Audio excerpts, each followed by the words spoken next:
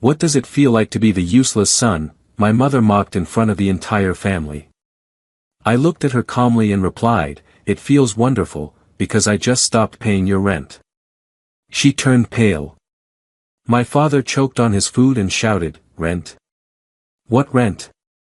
My name is Javier, I'm 33 years old, and I work as a security guard in an office complex. I work the night shift, from 11 p.m. to 7 a.m., 5 nights a week. It's not glamorous, but it pays well, $3,200 a month after taxes. My family never saw it that way. To them, I was the son who amounted to nothing, the one who didn't go to college, the one who wears a uniform, the one who works at night. My sister Diana, 3 years younger, is a receptionist at a beauty salon. She works part-time and maybe makes $100 a month, but according to my family, she has more class because she works during the day and wears nice clothes. My parents are retired, their combined pensions are $100 a month. It would be enough to live modestly, if they lived modestly. But they don't. 5 years ago, my parents ran into financial trouble. They mismanaged their money, credit cards, loans, a new car. When it all piled up, they couldn't pay their rent and were about to be evicted. My mother called me, crying. Just for this month, to get us caught up. At the time, I had my own small apartment, $850 a month. I was living well. I had savings. So, I paid their rent, $1,200. We'll pay you back, they promised. They never did. The next month, another call came. Could you help us again? I paid again. And again, and again. At some point, it stopped being a temporary arrangement. I was paying their rent every single month, directly from my account to their landlord. But I didn't tell my father or Diana. Only my mother knew. Your father would feel bad, she said. He's a proud man. It's better if he doesn't know. I agreed because I wanted to help, but the rent wasn't all. They started asking for more. The electricity bill is high, $150. The car needs repairs, $400. Diana needs clothes for work, $200. Every month, it was something new, always with the promise of paying it back. They never returned a cent. In 5 years, I had given them over $100,000. My savings disappeared, my plan to buy a house evaporated, and throughout all of it, my family treated me like a failure. At Sunday dinners, the mockery was constant. Javier, are you still working as a watchman? My father would ask with disappointment. Security guard, I'd correct. Yes, well, you should look for something better. A real job. Diana would laugh. At least I don't work when everyone else is sleeping. My mother would add, if only you had gone to college. We didn't have money for college, I'd remind her. You could have gotten loans, like normal people do. Normal. As if I were abnormal for not wanting to be in debt for decades. They also asked me for money constantly, not with gratitude, but with expectation. Javier, I need $200 for the dentist, Diana would say. You have a job. Part-time doesn't pay much. Besides, you earn more. I earn more because I work more hours. Oh, don't be so cheap. We're family. Family. That word had become a trap. Last Sunday was the straw that broke the camel's back. I arrived at their house at 5 p.m., tired from working all night, having not slept well. Diana spoke first. Mom, I need $300 for a new dress. What for? For Carla's party. Ask your brother for it. He has money. Javier, can you lend me $300? No. Why not? Because it's a dress for a party. It's not a necessity. You're so selfish. My father intervened. Javier, give her the money. She's your sister. It's not a need, it's a whim. You earn enough. What else do you do with your money? Diana sneered. What a life. You live alone in an ugly apartment, no girlfriend, no friends, working at night like a loser. My mother laughed. Diana, don't be cruel. Although she has a point. Javier, you could be doing more with your life. Look at Diana, at least she has a social life. They all laughed. Then my mother said it, Javier, sometimes I wonder, what does it feel like to be the useless son? I put down my fork. She was smiling as if she had told a joke. Sorry. Don't be offended, son. It's just that Diana has her nice job and her friends, and you. You have your uniform and your lonely nights. Diana and my father chuckled. Something inside me clicked. Not with rage, but with clarity. I stood up, went to my backpack, and took out a folder I had prepared that very morning. I walked back to the table and placed it in front of my mother. What's this? Open it. She opened it. It was filled with printed and highlighted bank statements, organized by dates and amounts. What does it feel like to be the useless son? I repeated in a calm voice. It feels wonderful, because I just stopped paying your rent. My mother turned pale. My father stopped chewing. What rent? The rent for this house, which I have been paying for the last 5 years. $1,200 a month.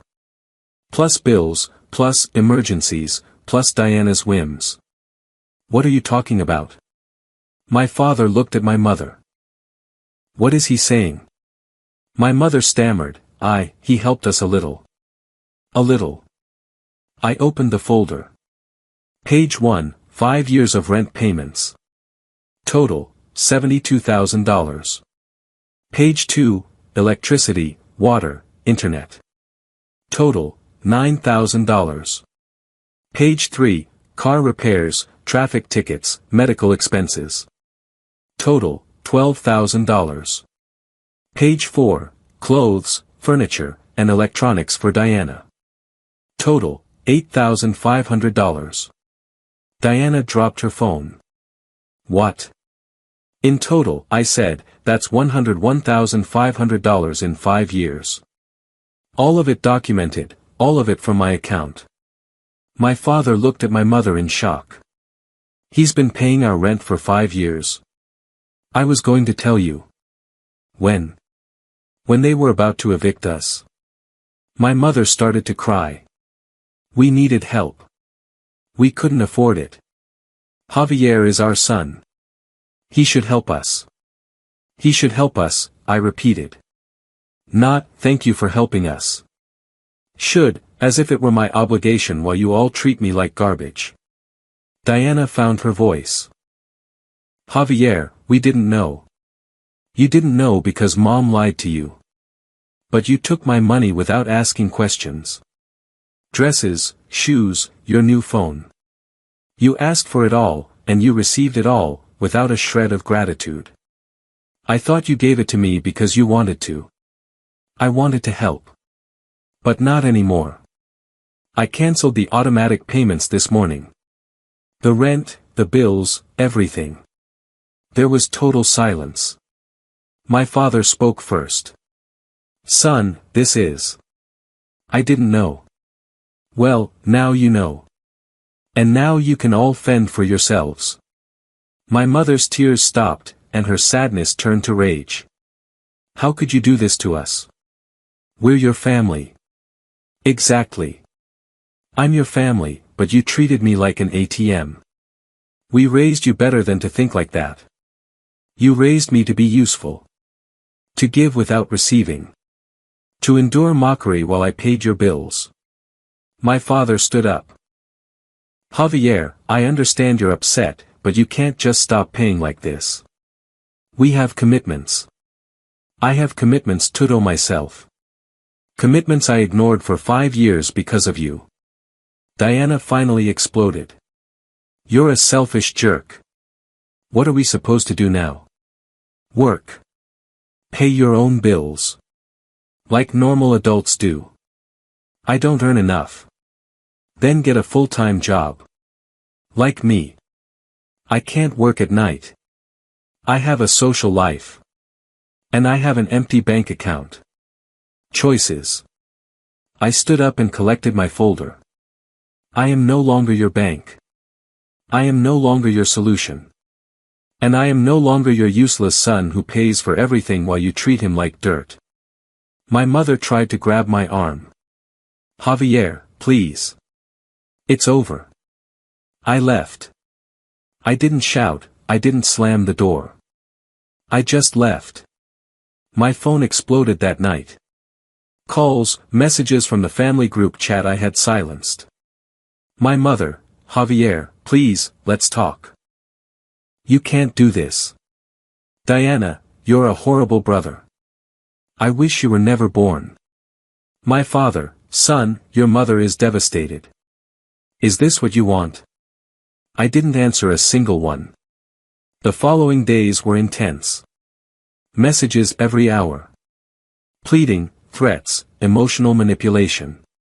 Javier, we're going to lose the house. This is your fault. What will the neighbors say when they kick us out? The family is going to find out how selfish you are. I blocked the group chat, but they used other numbers. Friends, cousins, uncles who never called. One cousin wrote to me, Javier, your mom called me crying. What happened? I stopped paying their bills. That's what happened. But they're your parents. You have to help them. I helped them for 5 years while they treated me like garbage. It's over. Some understood. Most called me selfish. Eventually, I stopped responding. 2 weeks later, the eviction notice arrived. 30 days to pay the back rent or vacate the property. My mother called me from a neighbor's phone. Javier, please, just this month. I promise we'll find a solution after. No. They're going to throw us out on the street. You have a pension of $1,800, you can afford $1,200 in rent. You just need to stop spending on nonsense. That's not enough to live on. It is what it is. Learn to budget, like I've had to do for 5 years. You're a bad son. And you were bad parents. On that, I hung up. That night, I slept a full 8 hours for the first time in years. No guilt waking me up, no anxiety, just peace. I realized something. I had been living with a knot in my stomach for 5 years, worrying more about their bills than my own, sacrificing my future for their present.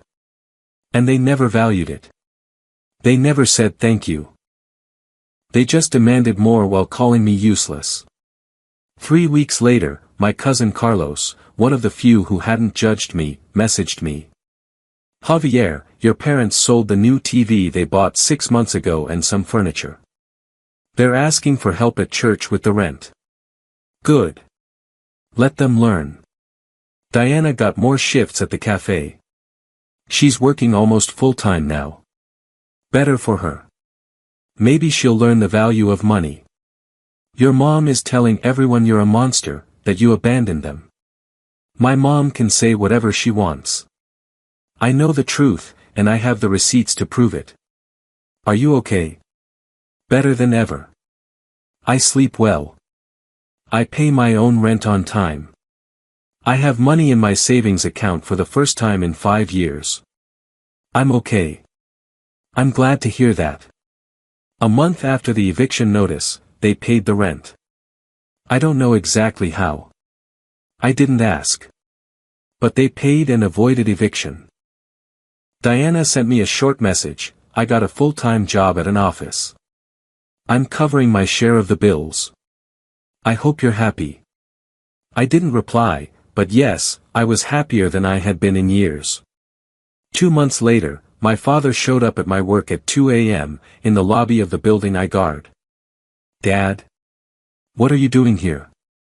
I needed to talk to you. In person. Without your mother, without Diana. How did you know where I work? I always knew, son. I just never came. Why? Because I didn't want to see what you do. I was ashamed of it. That hurt. But it was honest, at least. We sat in the empty lobby. He looked tired, older, smaller than I remembered. "Son, I came to apologize," my father repeated. "I didn't know what your mother had asked of you, or how much you had given. She lied to me for years. I know. When you showed me those papers, I felt like the worst father in the world. We mocked you. We called you useless while you were paying our bills. Yes, you did. I don't expect you to forgive me. I just needed you to know that I'm sorry." I looked at him. He seemed genuinely remorseful. "And Mom? Your mother is complicated. She's embarrassed, but instead of admitting it, she gets angry. She says you exaggerated, that you're being dramatic. Typical. But I know the truth. I saw the numbers. $101,500. Son, that's a house. That's your future you sacrificed for us." Yes, it was. My father wiped his eyes. "Diana is changing, too. She got a full-time job. She's learning to budget. She doesn't ask anyone for money anymore. I'm glad to hear that. We sold things, cut back on expenses. Your mother doesn't go to the salon every week anymore. I stopped buying unnecessary tools. We're living on what we have. Like you should have from the beginning." "You're right. Absolutely right." My father stood up. "I didn't come here to ask for money. I came to tell you that I'm proud of you." I was surprised. "Proud?" "Yes. You work hard. You keep your word. You take care of yourself. You set boundaries when you had to. That takes courage. Courage I never had. Dad. And your job isn't useless," he continued. "It's honorable. You protect people. You provide for yourself. That's more than I did at your age." For the first time in years, I felt like my father saw me. Really saw me. "Thanks. Do you think someday we could, I don't know, get a coffee? Without your mother, without the drama. Just father and son. Maybe. But I need more time." "I understand. Take all the time you need." He turned to leave. "Javier, one more thing. That money you gave us. If we're ever in a position to pay it back, we will. I don't expect you to. But we will. Even if it's little by little. It's the right thing to do." He left. I stayed in the lobby, processing the conversation. The following months were about healing. My father would text me occasionally simple messages. "How are you? Drove by your building today and thought of you." No requests for money, just connection. Diana wrote to me once, "I know I was terrible to you. I have no excuse. I just want you to know I'm trying to be better." I replied, "I'm glad to hear it. Keep it up." My mother never apologized. According to my father, she still maintained that I had exaggerated, that it was her fault for spoiling me. Some people never change. 6 months after that Sunday of mockery, my life was completely different. I paid my rent on time without stress. I had money in savings again. I started looking at houses to buy. At work, I was promoted to shift supervisor, more responsibility, better pay. I also started going out more. I joined a gym, met people, and made friends who valued me for who I was, not for what I could give them. I met someone. Her name is Patricia. She's a nurse at the nearby hospital, also on the night shift. We just get each other. I told her my story. Everything. She listened without judgment. "You did the right thing," she said. "Setting boundaries isn't selfish, it's survival." I felt awful for weeks. Because you were taught to feel bad for prioritizing yourself. But taking care of yourself isn't a bad thing. It's necessary. A year after that dinner, my father and I had that coffee. No mother, no Diana, just us. How are you, son? Good. Really good. I bought a small house. I close in 2 weeks. His eyes lit up. Seriously, Javier? That's incredible. Thanks. It's small, but it's mine. Completely mine. I'm proud of you. I know. And it means a lot. We talked for 2 hours about work, about life, nothing too deep. Just a father and son reconnecting. When we said goodbye, he hugged me. I love you, son. And I'm sorry I didn't say it more. I love you too, Dad. Not everything was fixed. My relationship with my mother is still distant. Diana and I are cordial, but not close. But I learned something important. Love without boundaries isn't love, it's exploitation. Saying no doesn't make you a bad person, it makes you aware of your own value. And taking care of yourself isn't selfish. It's the most generous thing you can do, because you can only give from what you have. For years, I gave until I was empty, until there was nothing left of me. Now, I give from a place of abundance, to people who value it, to people who give back. My family learned to stand on their own 2 feet. And I learned that I deserve respect, not just for what I give, but for who I am. The useless son finally put himself first, and it turned out to be the most useful thing he could have ever done.